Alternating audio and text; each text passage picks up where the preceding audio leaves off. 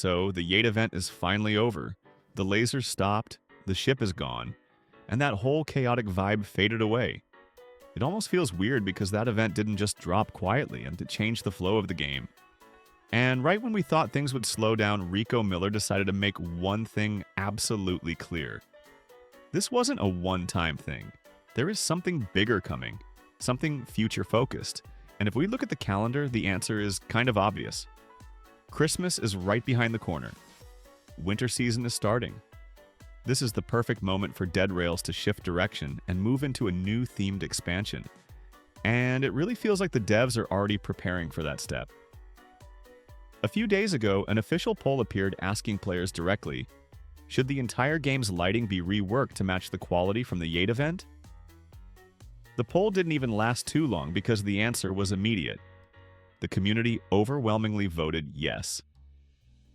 Everyone wants that visual leap, the same intense bloom, atmospheric shadows, fog, dynamic brightness, and that surreal glow the map had during the Yate update.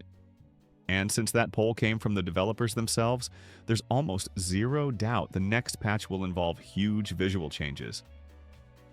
If the entire game starts to look like the Yate event environment, it's not just another update anymore, it's a step into a new generation of Dead Rails.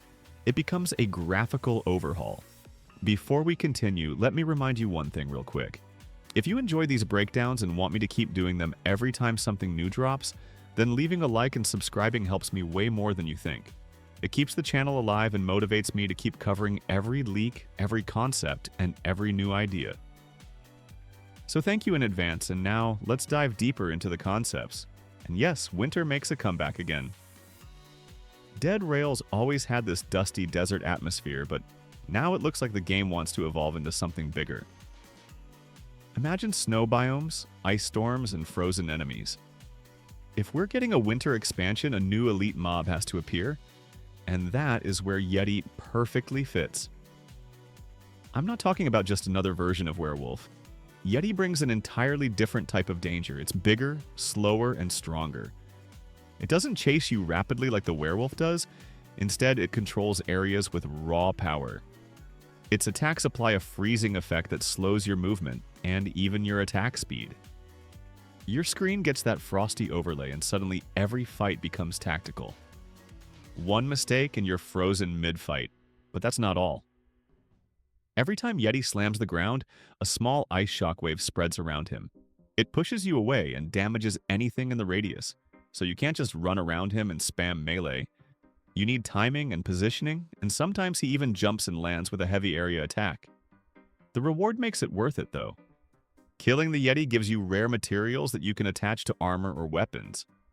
Armor starts freezing enemies that get too close. Weapons apply slow or freezing bullets. It's a perfect example of what a rare elite mob should feel like.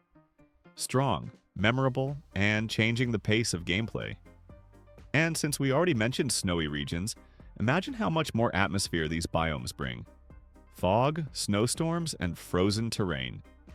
Speaking of terrain and structures, let's talk about the next major idea. Gas station. And no, this isn't just a small, pointless location. This POI feels like it naturally belongs in Dead Rails. A destroyed gas station in the desert says so much without explaining anything. It feels like a leftover of the world before everything turned into chaos. Inside, you can find fuel canisters, completely new items that refill 1.5 times more than coal. That already creates new gameplay moments. There's also regular loot, ammo, train parts, and maybe even weapons in the buildings around.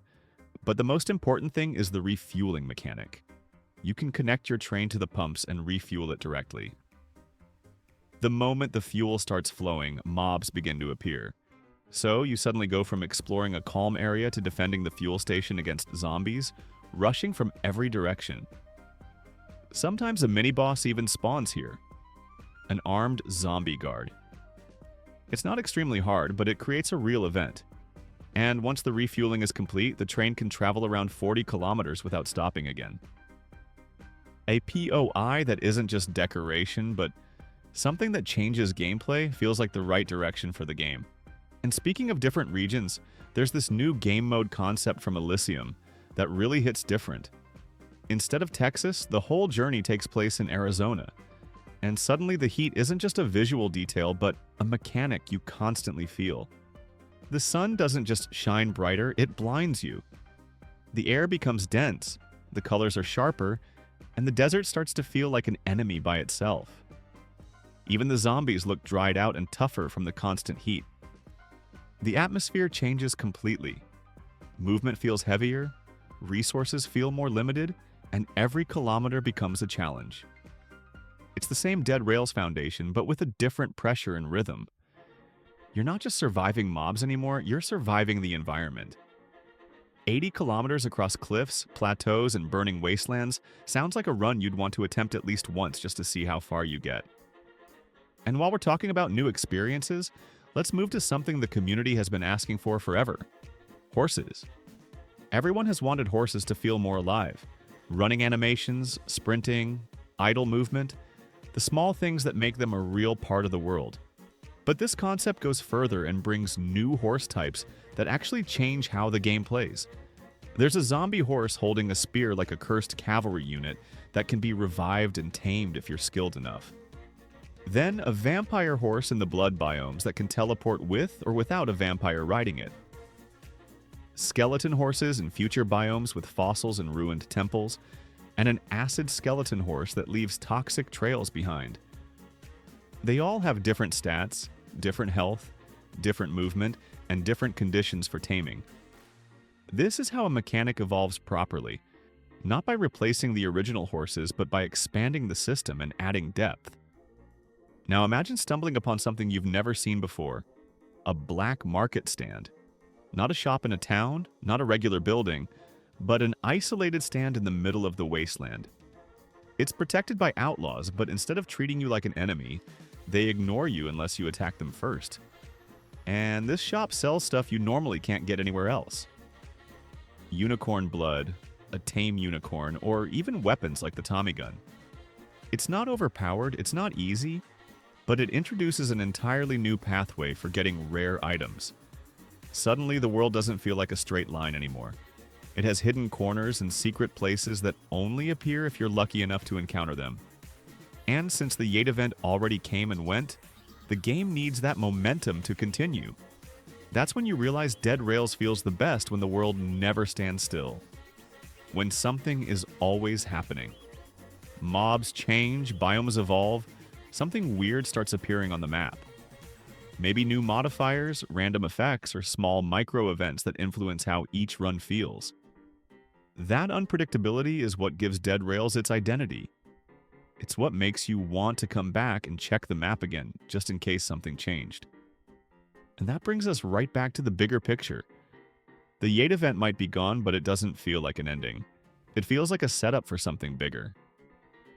Winter update, Christmas event, new graphics that match the Yate lighting, new POIs, and new mobs. Everything is pointing in that direction. And now that the developers confirmed a full lighting overhaul, the next update sounds like more than just another patch. It sounds like a new chapter for the game, the kind of update that changes the whole atmosphere and pushes the game forward. So if you're enjoying these breakdowns and want to see more concept discussions, leaks, and future ideas, make sure to leave a like and subscribe. It really helps more than you might think, and it motivates me to keep making these videos. Thanks a lot for watching, and I'll see you in the next one. And hopefully by then, we'll be even closer to that massive winter update.